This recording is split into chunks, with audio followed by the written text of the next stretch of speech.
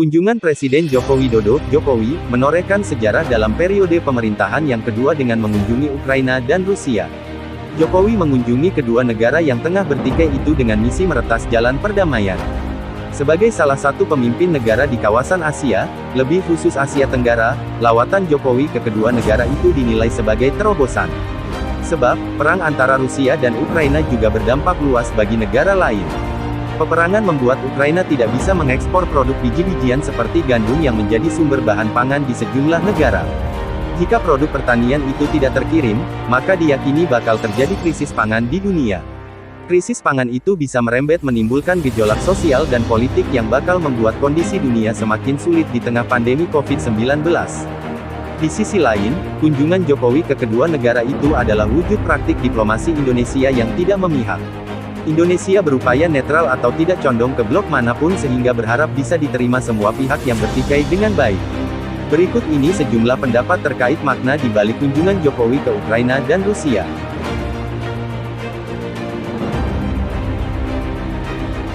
1. Tegaskan posisi non-blok. Pengamat militer Koni Rahakundini mengatakan, kunjungan Presiden Joko Widodo ke Ukraina untuk bertemu dengan Presiden Ukraina Volodymyr Zelensky dan Presiden Rusia Vladimir Putin mempertegas posisi Indonesia dalam merespons perang Rusia-Ukraina. Ia mengatakan, Jokowi meluruskan bahwa Indonesia tidak berpihak kemanapun atau bertahan sebagai negara non-blok. Ini sekarang meluruskan bahwa Presiden Jokowi tidak berpihak kemanapun tapi berpihak pada keputusan non-aligned movement itu yang kita pertahankan, kata Koni dalam acara Satu Meja di Kompas TV, Rabu, tanggal 29 Juni tahun 2022. Koni mengatakan, kunjungan Jokowi kedua negara tersebut perlu diapresiasi karena proses perdamaian kedua negara membutuhkan waktu yang panjang. Menurut Koni, langkah Jokowi ini menjadi salah satu upaya menciptakan keseimbangan dunia setelah adanya prediksi dari Bank Dunia akan munculnya negara-negara gagal the failed states. Itulah beliau langsung bersemangat menyelesaikan itu konflik ke sana, ujarnya. 2. Mencegah krisis pangan dunia. Ukraina dan Rusia adalah negara-negara eksportir biji-bijian seperti gandum hingga sereal ke berbagai negara. Bahan baku itu menjadi sumber bahan pangan untuk diolah menjadi berbagai macam makanan bagi sejumlah negara. Bahan baku itu menjadi sumber bahan pangan untuk diolah menjadi berbagai macam makanan bagi sejumlah negara. Dalam peperangan antara kedua negara, Rusia memblokade arus lalu lintas perdagangan Ukraina yang melintasi Laut Hitam dan Laut Azov. Jika bahan baku pangan itu tidak bisa diekspor, maka persediaan akan berkurang yang memicu kenaikan harga bahan pangan mentah dan jadi karena tidak bisa mengimbangi permintaan. Kenaikan harga bahan pangan berpotensi menimbulkan krisis dan bisa merembet hingga menimbulkan gejolak sosial dan politik.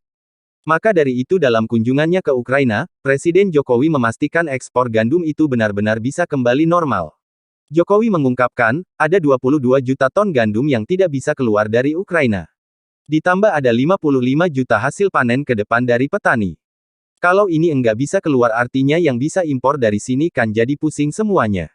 Jumlah yang sangat gede sekali 77 juta ton.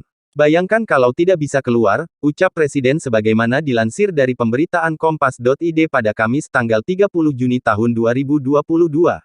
Menteri Luar Negeri, Menlu, Retno Marsudi yang ikut mendampingi Presiden dalam wawancara itu menambahkan, kesulitan saat ini adalah jalur untuk gandum keluar hanya dari pelabuhan di Odessa.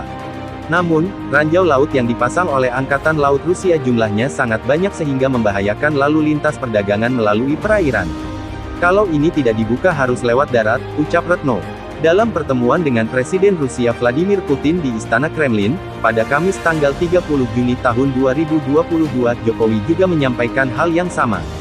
Bahkan menurut Jokowi, Putin menjamin keamanan pasokan pangan dan pupuk dari Rusia ke berbagai negara sehingga tidak menimbulkan krisis pangan. Dalam pertemuan itu, kedua pemimpin berdiskusi mengenai pangan dan pupuk yang terhambat akibat perang. Kondisi ini menjadi persoalan kemanusiaan. Akibatnya, ratusan orang terdampak dengan terganggunya rantai pasok pangan dan pupuk. Terutama di negara-negara berkembang. Saya sangat menghargai Presiden Putin yang tadi menyampaikan bahwa memberikan jaminan keamanan untuk pasokan pangan dan pupuk baik dari Rusia dan juga Ukraina. Ini sebuah berita yang baik, ujar Jokowi dilansir dari siaran langsung Kompas TV, Rabu malam waktu Indonesia. Jokowi pun menyampaikan, demi kemanusiaan, dia mendukung upaya PBB melakukan reintegrasi komoditas pangan dan pupuk Rusia serta komoditas pangan Ukraina agar masuk lagi dalam rantai pasok dunia. Dan khusus untuk jalur ekspor produk pangan Ukraina, terutama melalui jalur laut, tadi sekali lagi Presiden Putin sudah memberikan jaminannya, tuturnya. Jokowi juga mengatakan, dirinya siap menjadi jembatan komunikasi antara Presiden Ukraina Volodymyr Zelensky dengan Presiden Putin. 3. Wujud politik bebas aktif. Pengamat hukum internasional dari Universitas Nusa Cendana Undana Kupang Dr. Dewe Tades menilai, kunjungan Jokowi ke Rusia dan Ukraina mempertegas posisi politik luar negeri Indonesia yang bebas dan aktif.